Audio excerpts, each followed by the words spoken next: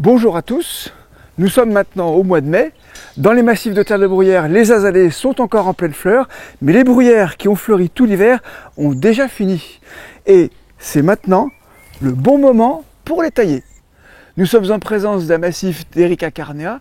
Erica carnea, c'est la bruyère d'hiver. Elle fleurit du mois de novembre jusque quasiment à la fin du mois d'avril, début du mois de mai.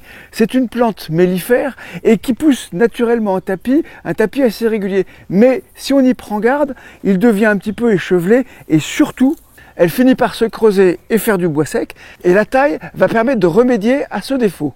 Comme vous pouvez le constater, la bruyère pousse par l'extrémité, la base des rameaux finit toujours par se dégarnir et cette plante n'a malheureusement pas la capacité à refaire des nouvelles pousses sur le vieux bois. Ce qui fait qu'on a toujours du bois sec et on risque d'avoir une plante creuse et qui perd son intérêt décoratif.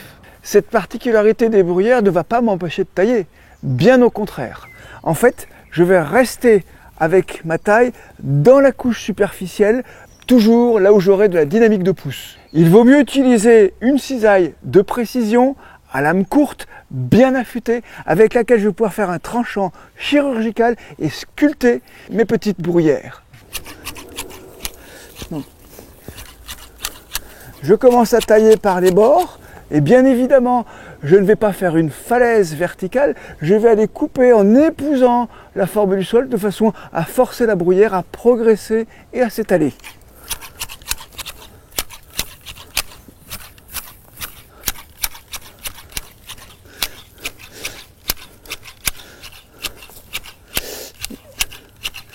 Je vais faire apparaître aussi les limites de la bruyère, parce que là, elle pousse et elle s'interpénètre avec les plantes voisines.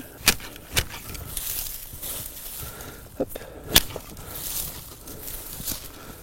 Voilà. Je fais bien attention à ne pas aller dans le bois sec, ou si je suis obligé, pour égaliser la plante, de supprimer un rameau trop important, je vais aller vraiment le couper juste ici, là où j'ai un nouveau départ, coupe ici, et j'obtiens une coupe qui sera au maximum invisible, avec dans l'esprit la reconstitution du couvert complet. J'en profite aussi pour, quand je vois les bois secs, ici, avec un peu plus de précision, hop, nettoyer, voilà, un bois sec. La difficulté, en fait, c'est de travailler à plat, et à un moment, on va être obligé de mettre le pied au milieu. Et là, il faut faire très attention. Le bois de la bruyère, il casse comme du verre. Donc il vaut mieux que je prenne un peu de temps et que j'aille chercher délicatement l'endroit où je vais pouvoir poser mon pied. On ne marche pas sur la bruyère. Je tourne autour, je regarde mes pas. Et alors, quand vous plantez un massif de bruyère, au moment de la plantation, vous allez déjà prévoir la taille future en ménageant des espaces sur lesquels vous allez poser une dalle, une petite dalle d'ardoise par exemple, et qui va être espacée pour pouvoir faire un pas, puis un autre pas.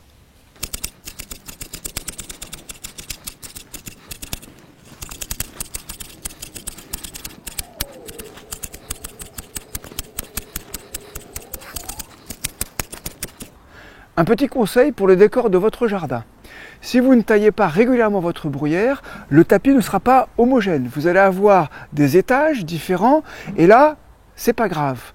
Il suffit de faire une taille plus proche de la forme naturelle des bruyères et on va tailler, disons, comme un jardin anglais. Par contre, si dès le départ, je veux avoir un tapis de bruyère homogène, exactement comme ce qu'on voit dans les jardins japonais, il faut le faire très régulièrement, tous les ans. Et là, je me fais des vagues et des ondulations. Et je vais vous montrer comment on fait sur ces jeunes bruyères.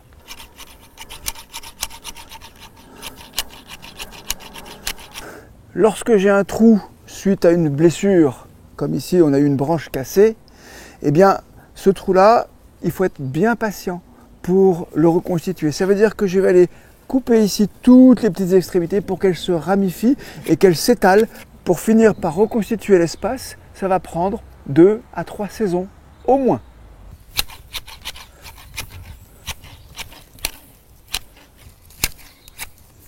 Que ce soit dans des jardins européens ou dans des jardins japonais, l'association azalée et bruyère est toujours réussie. Et si je veux avoir un aspect plutôt japonais, je vais m'y prendre dès la plantation des jeunes bruyères pour bien tailler tous les ans et avoir un tapis bien dense et bien serré. Là, j'ai laissé un petit peu filer, mais là, sur cette partie-là, je peux tailler très dense et avoir un tapis bien ras en association avec mes azalées. Et là, je retourne ma cisaille parce que sur les bords, je vais aller épouser le bord et je vais faire une pente très progressive. C'est ça qui va être très agréable à l'œil.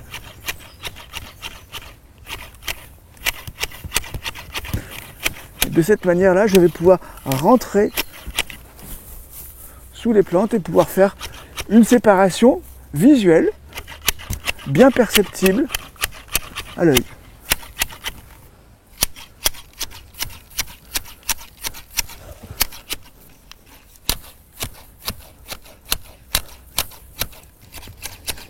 Voilà, et après, tac,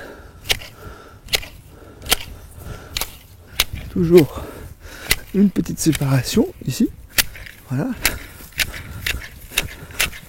Je n'oublie pas de faire la limite de cohabitation entre les plantes. Là, j'ai taillé entre l'azalée et la bruyère, j'ai taillé aussi un petit peu l'azalée, de façon à ce que je puisse passer là ici. Vous voyez, j'ai juste un espace pour passer ma lame, ça suffit, c'est pas la peine de trop creuser.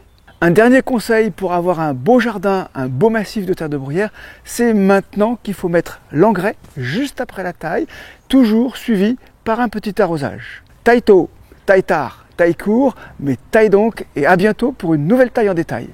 Merci d'avoir regardé notre vidéo, j'espère qu'elle vous aura plu. Alors si vous êtes des passionnés de plantes, de jardin, de botanique, de jardinage, vous êtes tombés à la bonne place. Et savez-vous également que News Jardin TV, c'est un site internet. Nous y avons mis beaucoup d'articles, des photos, des vidéos bien sûr, mais également des dictons et des citations. Alors rendez-vous dès maintenant sur www.newsjardintv.com. À très bientôt.